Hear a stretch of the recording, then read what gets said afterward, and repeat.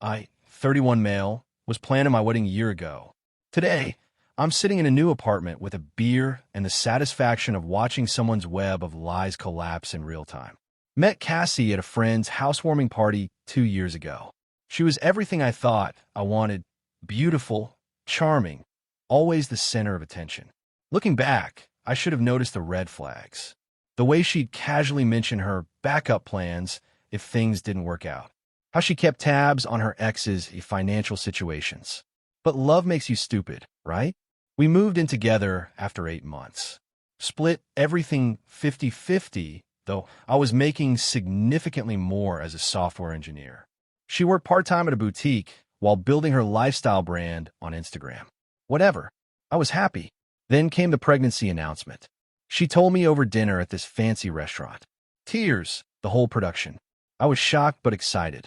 We talked about kids eventually, just not this soon. I proposed on the spot because it felt like the right thing to do. She said yes. Posted about it before we even left the restaurant. The wedding planning started immediately. Her family went into overdrive. Venue deposits, dress shopping, the works. But something felt off. She was weirdly secretive about doctor's appointments. Always had excuses why I couldn't come. It's just routine stuff, babe. You'd be bored. Here's where it gets interesting. Her sister Megan stayed with us for a week while apartment hunting. One morning, Cassie thought I'd left for work, but I'd forgotten my laptop. I came back to grab it and heard them talking in the kitchen. I can't believe you're actually pulling this off, Megan said. Cassie laughed. It's not that hard. He's so trusting. Besides, even if he finds out after we're married, what's he gonna do? Divorce is expensive. But what about when the baby comes out looking nothing like him? That's months away. I'll figure it out. Maybe I'll have a miscarriage after the wedding. Tragic, but these things happen. Whose is it really? Remember Derek? From a gym? Yeah, but he's broke as fuck. Can't exactly pin a baby on someone living in their mom's basement. I stood there, frozen. Then Cassie added the kicker. Honestly, I'm not even sure I'm actually pregnant. The tests were weird. But hey, it got me a ring, so... I backed out silently, drove to work, and spent the day planning. First, I needed proof. Cassie had left some papers on her dresser a few days earlier, supposedly from her OB/GYN. I'd glanced at them, but hadn't really read them. That night, while she was in the shower, I took photos. The letterhead looked off. The doctor's name? Dr. Sarah Mitchell. A quick Google search showed no OB/GYN by that name in our state. I made an appointment with a real OB/GYN, Dr. Patricia Chun. Showed her the papers. She took one look and shook her head. These are fake. The medical terminology is all wrong. This isn't even how we format pregnancy confirmations. Armed with this, I hired a private investigator. Overkill? Maybe, but I needed everything documented. The PI, Marcus, was worth every penny. Within a week, he had photos of Cassie meeting Derek at his gym, going to his mom's house. Guess he really did live in the basement. And most importantly, buying pregnancy tests at CVS and throwing them away unopened in the parking lot trash. But here's the thing about Cassie. She was smart. She'd covered her bases. Joint credit card charges were from a place called the Bloom Wellness Center. Clever. It sounded like a fertility clinic, but their main business was cosmetic procedures. The charges weren't for hormone treatments. They were for Botox. Hell, she even had morning sickness. Turned out she was making herself throw up. I couldn't just confront her. She'd spin it somehow. I needed her to hang herself. So I played along. Went to cake tastings. Smiled for engagement photos. All while documenting everything. I opened a separate bank account she didn't know about. Started moving money slowly. Consulted a lawyer about protecting my assets.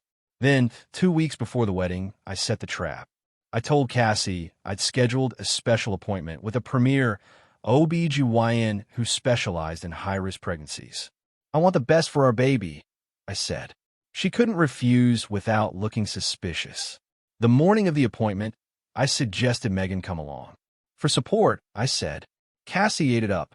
Loved the idea of her sister witnessing her performance. We get to the clinic. Cassie goes back for her examination. Of course, there was no examination. The staff was briefed. They just had her wait in a room for 20 minutes. Meanwhile, I'm in the waiting room with Megan, casually mentioning how I had to take time off work to go get Cassie's latest test results. She left them in the glove compartment, I said. Probably forgot with all the wedding stress. Megan looked confused but didn't say anything. That's when Cassie, sitting in the examination room and apparently bored, decided to FaceTime her sister. Megan answered, and I could hear everything. "This is so stupid," Cassie said. "I don't know why he insisted on this appointment." "Where is he?" Megan asked. "Getting something from the car." "Whatever. At least after the wedding, I could drop this whole pregnancy act. I'm only marrying him because I'm pregnant, but it's not even his baby." She laughed. "Well, that's what he thinks anyway." "Cass." Megan's voice was warning. "What?" "He can't hear me. He's outside." "God," Derek texted earlier. "He wants to meet up next week. Maybe I'll tell Jason I'm having pregnancy cravings and need alone time." That's when I walked back in. I'll never forget the look on Megan's face. Pure horror. She tried to signal Cassie, but it was too late. I set down a folder on the table. "The real test results are in," I said calmly. "You're not pregnant at all." The FaceTime call was still active. Cassie's face went white on the screen. "What are you talking about?" she stammered. I opened the folder. PI photos. The fake medical documents with Dr. Chin's expert opinion attached. Bank statements showing the wellness center charges were for Botox. "Megan," I said, turning to her sister, "did you know she's been faking this entire pregnancy?" Megan's jaw dropped. She looked between me and the phone screen. "Cassie, what the fuck?" Cassie tried to recover. "This is insane. Jason, baby, I don't know what you think you found, but..." "The wedding's off," I said. "You have 30 days to move out. My lawyer told me that's the first step in the formal eviction process." She started crying. Real tears this time. "You can't do this. Everything's already paid for. What will people think?" "That's your problem." The nurse knocked and entered. "Ma'am, we're ready for you now." Cassie looked panicked. I'm not feeling well. I need to go." "But you were just saying you felt fine," I said. "Don't you want to make sure our baby is healthy?" She grabbed her purse and practically ran out. Megan sat there, stunned. "I'm sorry," Megan said finally. I knew she was opportunistic, but I didn't know about this. I believed her. Megan had always been the decent one in that family. The fallout was immediate. Cassie called me 47 times that day. Texts ranged from apologetic to threatening. Her mom called, screaming about wedding deposits. Her dad threatened to sue me for emotional damages. I forwarded everything to my lawyer. Update 1. It's been a couple of months. Since the clinic incident, thought Cassie would go quietly. I was wrong. First, she refused to move out. Started posting on social media about her miscarriage and how I'd abandoned her in her time of grief. The sympathy poured in. Her followers sent her money for self-care. She tagged me in posts about toxic masculinity and men who abandon women after pregnancy loss. My phone blew up. Friends, co-workers, even my mom called asking how I could be so heartless. Cassie had crafted the perfect victim narrative. I couldn't post the evidence online without looking like the asshole who kicked a grieving woman while she was down. So I had to be strategic. Remember Derek? The actual baby daddy who didn't exist because there was no baby? I reached out to him. Turns out, Cassie had been telling him a different story. She'd said she was leaving her abusive boyfriend and that they'd be together soon. He'd been sending her money for escape funds. Derek was pissed when I showed him the evidence. Really pissed. He commented on one of her Instagram posts. "Funny how you had a miscarriage when you told me last week you weren't even pregnant. Also, I want my $3,000 back." The comments section exploded. Cassie deleted it within minutes, but screenshots were already circulating. She came home that night in a rage. "You turned Derek against me?" "I just told him the truth," I said. "Something you seem to struggle with." She threw glass at me. Missed, but I got on video. "Get out," I said. "Now. Make me." So I did. Called the police. Showed them the video of her throwing the glass. They asked her to leave for the night to cool off. She went to Megan's. The next morning, I filed for a restraining order. The glass-throwing video helped. It was granted temporarily, pending a hearing. But Cassie wasn't done. She showed up at my work. Security had to escort her out. She keyed my car in the parking lot. Got caught on camera doing it. Each incident just added to my case. Then she made her biggest mistake. She created a fake email account and sent messages to my company's HR department. Claimed I was harassing her, that I'd stolen money from her, that I was unstable. Even included some badly photoshopped evidence. IT confirmed the source of the email was her home IP address by the end of the day. They had logs for everything. My company's legal team got involved. Turns out, defamation that affects someone's employment is a serious issue. They sent her a cease and desist. Her lawyer, Daddy's golf buddy called mine, tried to negotiate, said Cassie was going through a difficult time and made some poor choices. My lawyer's response? She has 72 hours to vacate the premises, or we proceed with criminal charges for harassment, defamation, and fraud. She moved out in 48, but not before one final act of petty revenge. She posted our entire relationship history on Facebook. Every fight, every intimate detail, every vulnerability I'd shared. Tagged my family, my ex-girlfriends, my boss. Since Jason wants to air our dirty laundry, she wrote, here's his. Included in her post? A claim that I'd been physically abusive, that the glass throwing was self-defense, that I'd isolated her from friends and family. The post got over 500 shares before Facebook took it down for violating community standards. But the damage was done. I started getting death threats. Someone spray-painted abuser on my apartment door. I had to move, take time off work. My mental health tanked. That's when Megan reached out. I have something you need to see, she said. Update 2. Met Megan at a coffee shop downtown. She looked exhausted. I can't watch her do this to you, she said, sliding her phone across the table. Look at her messages. It was a group chat between Cassie and her friends. The messages went back months. Before the pregnancy announcement. Before Derek. Before everything. Cassie, Plan B is in motion. Jason's getting comfortable. Friend 1. Still can't believe you're playing the long game like this. Cassie, it's not that hard. Men are simple. Show them some tears, some vulnerability. They eat it up. Friend 2.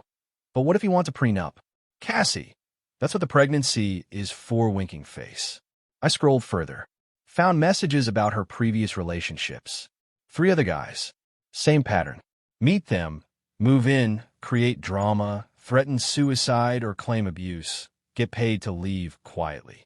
She's done this before, I said. Megan nodded. She learned it from our mom. Did the same thing to our dad. Then to 2 stepfathers. Cassie saw it work and perfected it. Why are you showing me this?